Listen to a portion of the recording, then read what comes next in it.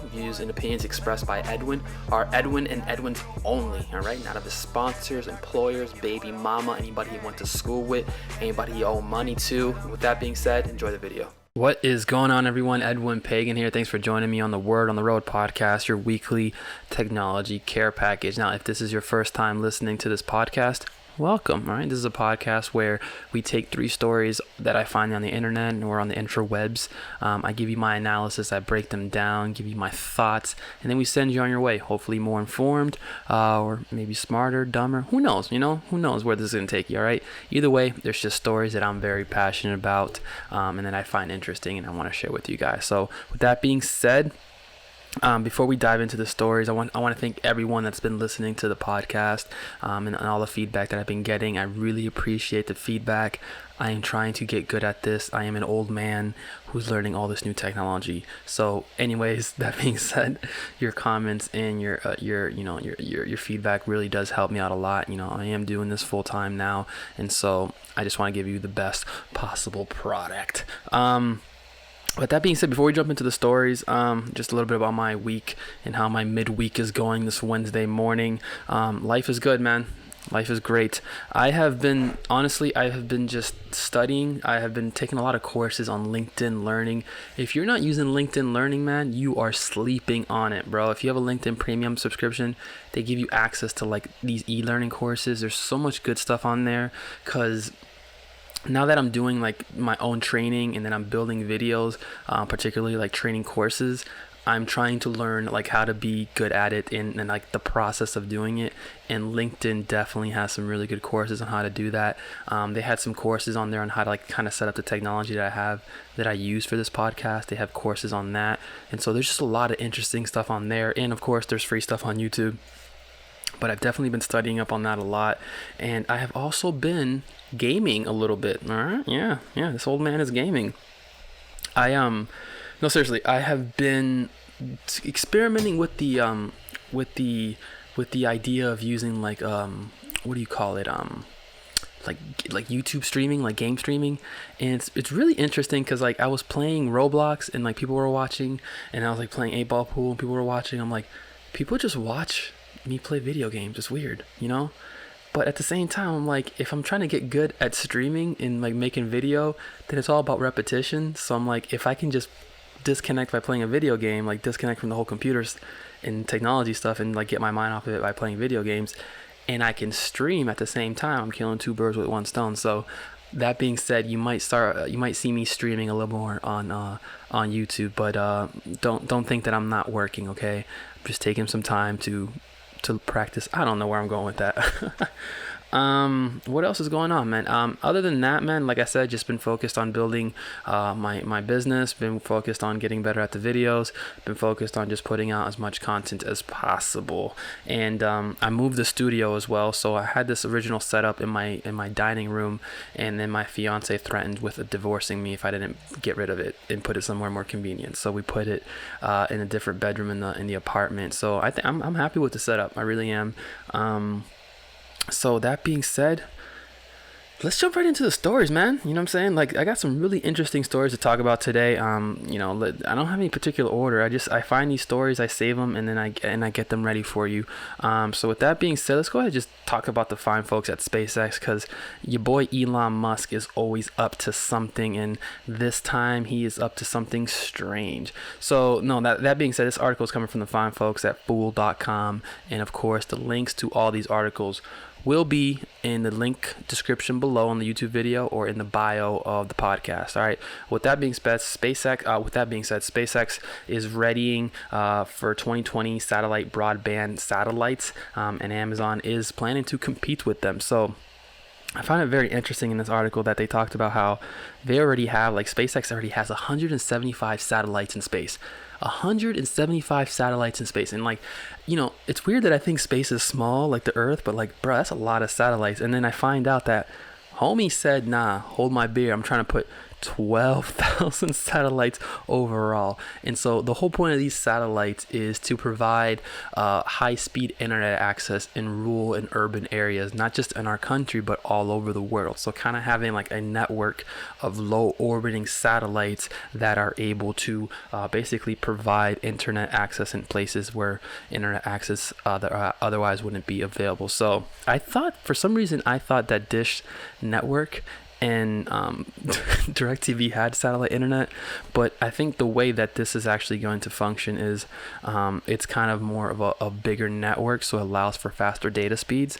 So this is really a game changer. I really do think this is a game changer, because if you look at kind of like what 5G provides for us, in the sense of like putting high-speed internet access in any location or metropolitan location, with this technology, it's basically giving us the ability to put internet anywhere and everywhere, and this can really do a lot of change in communities that otherwise wouldn't have high-speed internet access, right? Everything from being able to implement economies in areas where they don't have electricity, or they don't have like running water and things like that.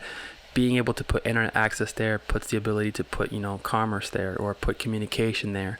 So I mean, the list goes on and on what this type of technology can do. And really what Amazon and SpaceX kind of want to do is basically become their own ISP network, their own internet service provider. So internet service provider in space, who would have thought? Like, only Elon Musk could come up with something like that. But this is definitely something that we should be on the lookout for. I think it's really fascinating what they're doing with this technology, and that there's going to be a day where internet access will be as common as GPS access. The same way GPS works anywhere with a clear line of sight of the sky, we're going to have internet access anywhere where there's a clear line of sight. And when that happens, it's going to be a very interesting time in our society. So really good, interesting article from the fine folks at fool.com. So with that being said, next article is coming from the fine folks at macrumors.com. I had a chance to read this article, and it's really interesting. It's basically talking about how Apple is working with Johnson & Johnson on a heart-lung study aimed at reducing the risk of stroke. So basically, this is a really interesting article because, in short, they're basically trying to use Apple Watches in order to collect data on basically its users, and to kind of predict if they had a stroke, if they're at risk for certain certain heart diseases and things like that, basically using the wearable technology that they have. And so what's really interesting about this is that, like, a lot of times we forget how powerful the Apple Watch is, and the fact that it connects with your smartphone. It's basically a smart tiny computer that's tethered to a bigger computer that's tethered to the internet, that can basically in real time send information about your body to your doctor or to a neural network. And basically what Apple and companies like Johnson & Johnson are trying to do is basically collect this data, find patterns on it based on other people with similar profiles on you, and kind of build an algorithm on like what someone who's at risk for certain diseases should be looking for, and what like kind of data points to look for in that data. And that's really fascinating in the sense of like what not machine learning per se does, but like data analytics in the healthcare world can do for us. And like, I think this is just like the starting point of like the possibilities of these technologies, to be honest with you. Because like, I really do see a world where our smart sensors that we wear are going to have glucose monitors, are going to have the ability to do blood samples of us that can, in real time send this information to our doctors, or import it into some type of network, and the network will spit out a recipe on how to live a better life based on people with similar data to you and things that they did, and blah blah blah blah blah blah blah. But it's like, we are getting closer and closer to Skynet. But it's really exciting to see that, like, I used to think that like Apple Watches were stupid, because it would be like, I'd see so many people who were like, and this sounds terrible for me to say this, and I don't like, this is the comedic side of me, but like, I would see people who had Apple Watches and like they didn't do anything fitness related. So to me, it was like, why do you have a fitness tracker? And now I can look at it from the perspective of like, well, this isn't just a fitness tracker. This is a health tracker. And it can be used to track the status of your health, and in real time allow you to basically send this information to your doctor without basically having to do anything. Because I remember like when my doctor, I think this is like when I was like I must have been like 24. I have different accents. They're all fake. I'm all right. I'm just lying. I'm just gonna be honest. I say tree and 24, all fake accents. But with that being said, I remember when my doctor, he said you have some irregular heart rates or whatever, and a lot of it had to do from like a lot of like my caffeine intake. Hold on a second. I don't know why you say I have a caffeine problem. Anyways, but a lot of it had to do from my caffeine intake. A lot of it had to do from like a lot of the pre-workout supplements that I was taking. But what he had me doing was logging my heart rate every single day. So like I had to get a heart rate monitor, like a cuff thing, a blood pressure monitor. And I had to do like the time and blah, blah, blah. I had to do all this stuff. And the fact is that like eventually I'm not going to care, and I'm not going to write down as often as he wants. And basically he's not getting that data real time either, because I would write this stuff down on a piece of paper, like a log, and then at our next session I would give him the paperwork and they would be like, okay, let's look over it.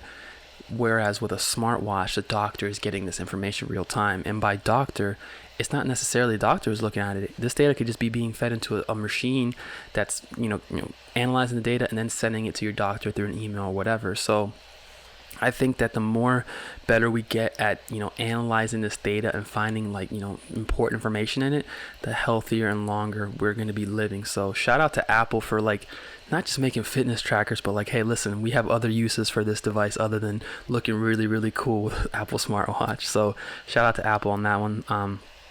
So that being said, man, last but not least, I wanted to just talk about this article from the fine folks at geekwire.com. And they're basically talking about Amazon basically launched their first Go grocery store. All right. Basically, in short, Amazon said, listen, we don't think we need cashiers. We don't think we need cash registers. We're just going to use computers. You walk in and you pick what you want, and our computers will basically be able to tell us what you bought, and then we'll charge your Amazon account. And so I definitely say, check out the article. It talks way more in detail about how the store works and everything. But in short, Amazon is using basically facial recognition software, image recognition software to basically allow them to track you through the store. They can track you. They can see what it is that you bought, and then you just walk out and they charge you. Now, what's really gnarly about this is that, like, first of all, how does Amazon do that? I just want to know, like, how is it that they're able to do this? This is nuts. It really is. It blows my mind, because the little that I know about machine learning and like facial recognition, all I know is that it requires a lot of processing. And so the fact that they're able to do this so easily, or however they're able to do it, is just, it's totally gnarly to me.